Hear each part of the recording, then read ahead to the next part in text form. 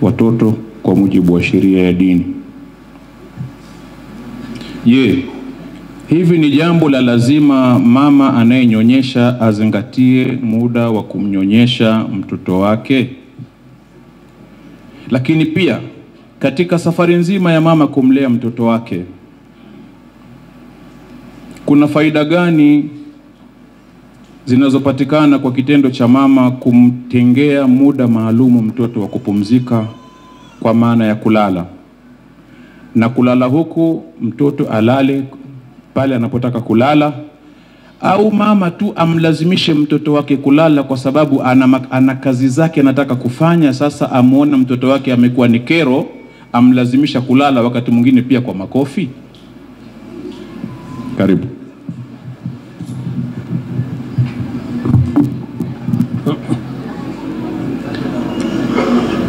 Assalamu alaikum wa rahmatullahi ta'ala wa barakatuh. Alhamdulillah, wassalatu wassalamu ala rasulillah Muhammad bin Abdullah wa ala alihi wa sahbihi ajma'in, amma ba'd. Ndugu zangu, kati ya mume na mke, kila mmoja ana wajibu wake wa kiasili. Unajua kuna wajibu wa kisheria na wajibu wa kiasili. Asili kwa mwanamume ni msimamizi kwa mtoto, na ni msimamizi pia kwa mkewe. Ar-rijalu qawwamuna 'ala an-nisa, wanaume ndio wasimamizi wa wanawake. Lakini mwanamke kazi yake kubwa ukimtazama kiasli ndio mlezi wa mtoto. Na mtoto anahitaji mambo yote mawili. Anahitaji ulezi na anahitaji usimamizi. Ndio sababu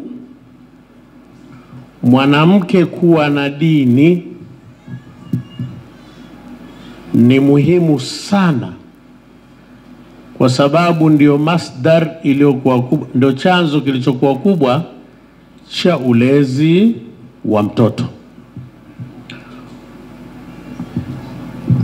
Na hii inaonekana kutokana na historia, na pia inaonekana kutokana na uhalisia. Tukianza na uhalisia, mara nyingi mtoto akilelewa na baba, kuanzia mchanga mpaka miaka 7, akalelewa na baba tu,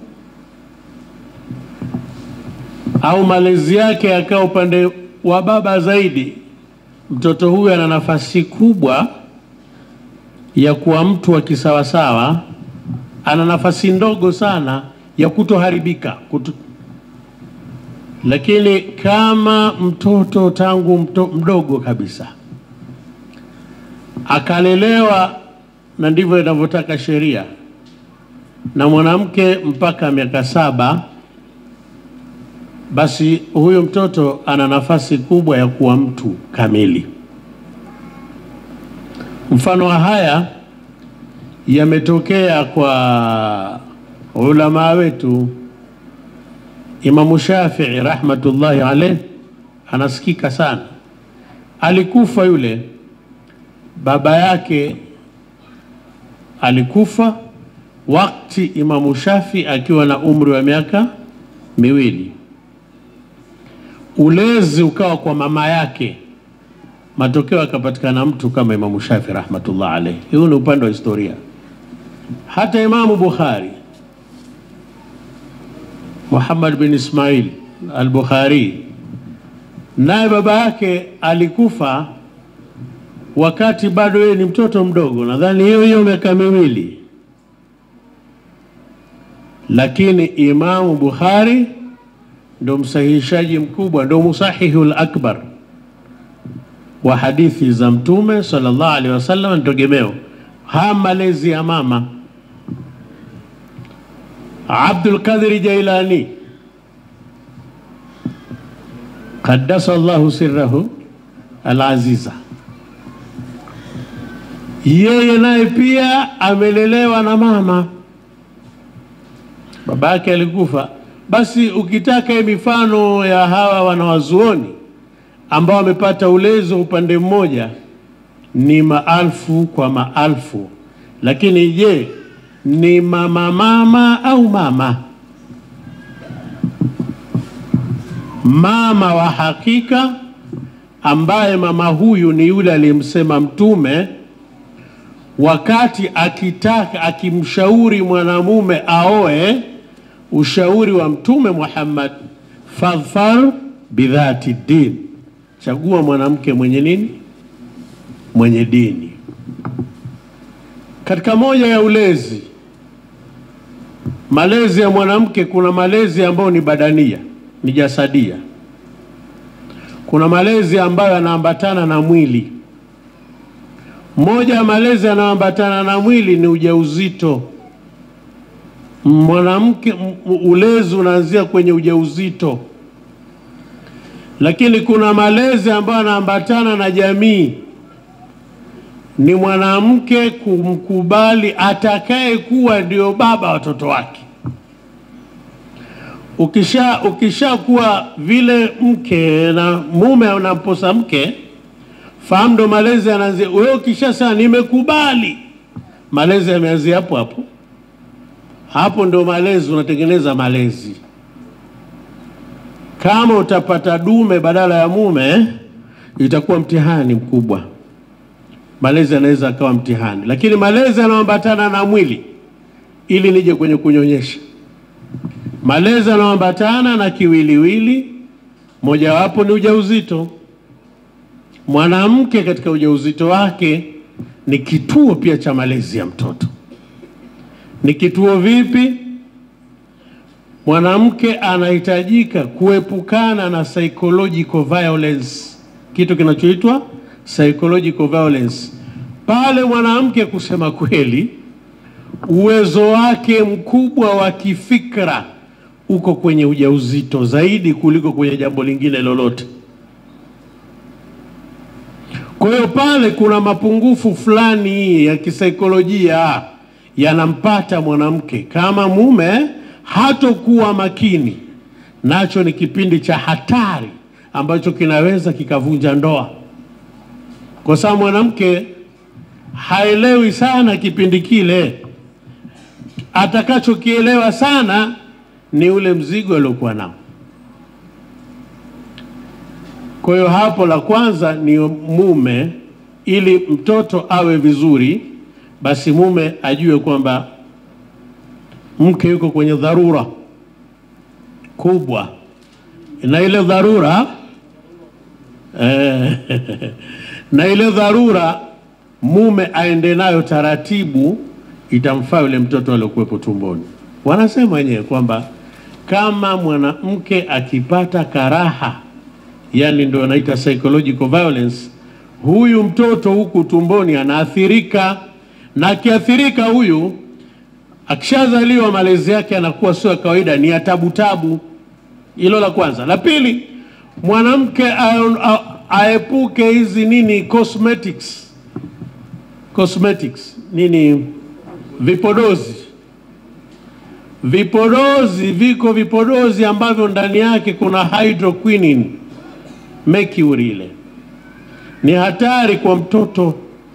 Vile vipodozi vinaweza vikamtoa mtoto ana kasoro. Ima anaweza akawa, kunawezekana hata kutoka na mguu mmoja. Umemzaa mtoto katoka na mguu mmoja, alafu kasema kwamba karogwa, nimerogwa wakati ni mjamzito. Umejiroga mwenyewe na vipodozi. Na hizo karaha za kisaikolojia. Mtoto akazaliwa, uwezo wake wa kufikiri ukawa mdogo. Ukampa pesa aende bucha kununua nyama, unakuta kukuletea vibiriti chungu zima. Anakuletea sigara wakati wa kuvuti sigara. Ni mtihani mkubwa wa malezi.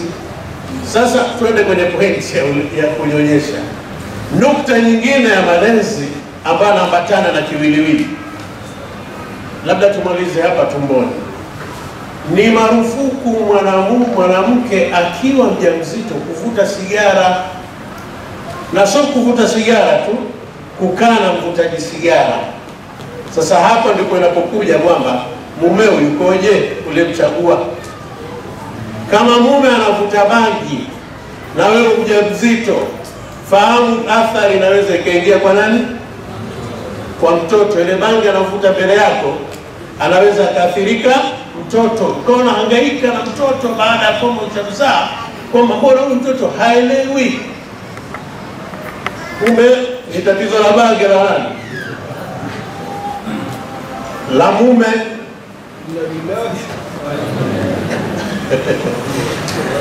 Twende kwenye kuonyesha sasa. Hiki ni kitu kingine. Twafundishwa kwamba Mtume sallallahu alaihi wasallam, ule mlango wa 6 ndio sio ule mlango unaohusiana na kunyonyesha. Albanahu liyaminu wa albana la akharu akhahu. Kuna kipengele yasema ule mlango wa 6 wa Barazani. Alimnyonyesha Mtume titi la upande wa kuume Bibi Halima Saadia, na akamnyonyesha yule ndugu yake kwa kunyonya Abdullah bin al-Harith titi la upande wa kushoto. Nini tofauti? Ukianza kunyonyesha, anza na titi la upande wa kuume kulia, usianze na upande wa kushoto. Upande wa kulia una faida nyingi sana kwa mtoto kuanza nao kuliko upande wa kushoto, na hii ndio ilivyokuwa tabia ya Mtume Muhammad. Alikuwa akipenda atayamuna, kana sallallahu alaihi wasallam yuhibbu tayamuna, anapenda kuanza upande wa kuume, upande wa kulia. Lakini nini kinachopatikana sasa kwenye maziwa ya mama? Kwa nini maziwa ya mama? Maziwa ya mama ni mubaha. Walwalidatu yurdi'na auladahunna hawlayn kamilayn liman arada an yutimma ar-radha. Ni khabar, ni insha, lakini imekuja kwa maana ya khabar, kwa maana pale kuna talab. Yani pale ni kwamba wakina mama, nyonyesheni watoto wenu miaka kwa mwenye kutaka kutimiza kufanya nini. Hii irada iliyowekwa hapa ni kuonyesha kwamba hii miaka miwili sio ya wajibu, ni miaka ambayo sio ya lazima, ni miaka ya mubaha. Lakini inakuja kwenye ulazima kwa namna hii, inakuja kwenye ulazima kutokana na madhara yanayopatikana kwa kutonyonyesha mtoto miaka miwili. Ndio maana ulamaa wengine wamepita wakasema ni wajibu kama mama hana dharura yoyote kumnyonyesha mtoto miaka miwili mikamilifu, lakini kusipungue kumnyonyesha mtoto kwa miezi 6, isipungue kwa mujibu wa Imam Shafi rahmatullah alayhi. Na mtoto, kwa hiyo wajibu wa kunyonya maziwa mama unakuja hivi, walioweka wajibu. Kuna madhara kama mtoto hatonyonya miaka miwili mikamilifu. Yale maziwa ya mama yana kinga, tulisema Shinyanga jana, yana immunity. Immunity ni kinga ya mwili. Tena kinga ile haifanani na chanjo aina yoyote ya kinga. Ni kinga ambayo ni madhubuti kweli kweli. Wale walionyonya maziwa ya mama vizuri kwa miaka miwili mikamilifu wana nafasi ndogo ya kupata maradhi ya corona kuliko yule ambaye hakunyonya maziwa ya mama miaka miwili mikamilifu. Na wale ambao walionyonya miaka miwili mikamilifu ana nafasi ya asilimia ndogo sana kupata maradhi ya kansa baadaye. Yawezekana mlipuko wa kansa uliokuwepo hivi sasa, ndio Shendodi inajaa.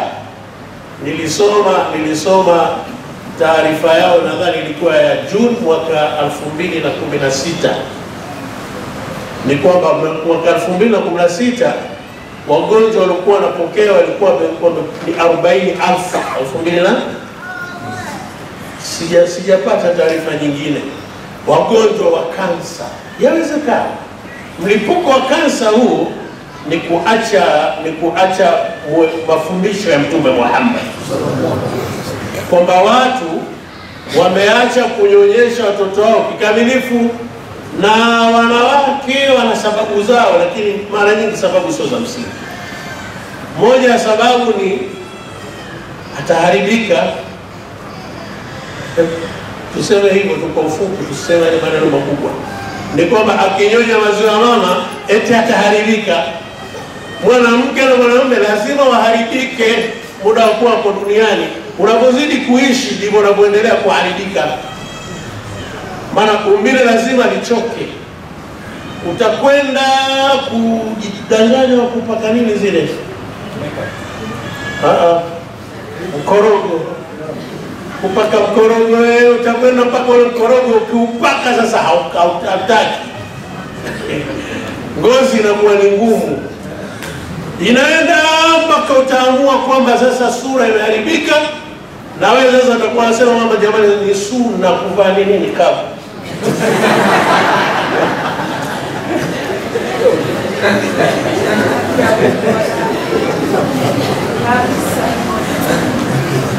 Sina maana kwamba tunaovaa nikabu wanakosea. Ni vizuri watu kujistiri kiukamilifu. Lakini maziwa ya mama, faida nyingine maziwa ya mama, tutakwenda haraka ni inazalisha akili. Watu wanaonyonya maziwa ya mama vizuri, tena ninaposema vizuri, iwe ni vizuri alafu kwa wema. Maana unaweza akanyonyesha vizuri lakini sio kwa wema. Ukimnyonyesha mtoto kuna baadhi ya masharti. Unatakiwa ujitahidi umnyonyeshe mtoto wakati ukiwa na furaha. Haina maana mtoto akiwa analia sana na wewe umekasirika usimnyonyeshe. Lakini wakati mzuri zaidi ukiwa una furaha ndio mnyonyeshe nani? Sasa kama mume anavuta bangi, nafasi yako ya kuwa na furaha ni asilimia ngapi? Kwa hiyo hapa pia tunasomeshwa kwenye kunyonyesha mtoto kwamba wanawake hasa ambao hamjaolewa, uwe makini sana kwenye kuchagua mtu wa kufanyaje, kuoa. Labda ni washauri wakubali sana kuolewa na hawa walimu wa madrasa.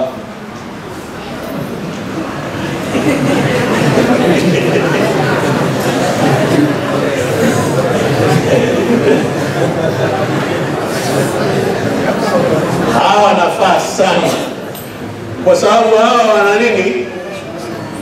Wana sheria, wanajua mwisho. Kwa hiyo maziwa ya mama anaongeza akili sana ya mtoto. Tukasema pale Kahama kwamba ukifikiria tu logical kwamba maziwa ya nguruwe, ni nguruwe atoa maziwa wananyonyesha maziwa ya nguruwe kwa ajili ya mtoto wa nguruwe. Maziwa ya punda, jibuni wenyewe, maziwa ya punda kwa ajili ya mtoto wa punda. Maziwa ya ngamia, maziwa ya ng'ombe. Maziwa ya ng'ombe anamwandaa mtoto wa ng'ombe kuwa ng'ombe kamili vizuri. Iwe dharura, kwa dharura hana tatizo. Lakini kama mama ana maziwa ya kutosha, Mwenyezi Mungu kusingekuwa na maana eti Mwenyezi Mungu kuwekea maziwa yamejaa ya kutosha, alafu wewe unatafuta maziwa ya ng'ombe. Kuna hatari mtoto kuwa na akili za king'ombe. Tulisema juzi kule Shinyanga, ni hatari. Kwa hiyo nadhani ule mzunguruko wote niliozungumza, lile jawabu limeligusa. Mwenyezi Mungu atuwezeshe.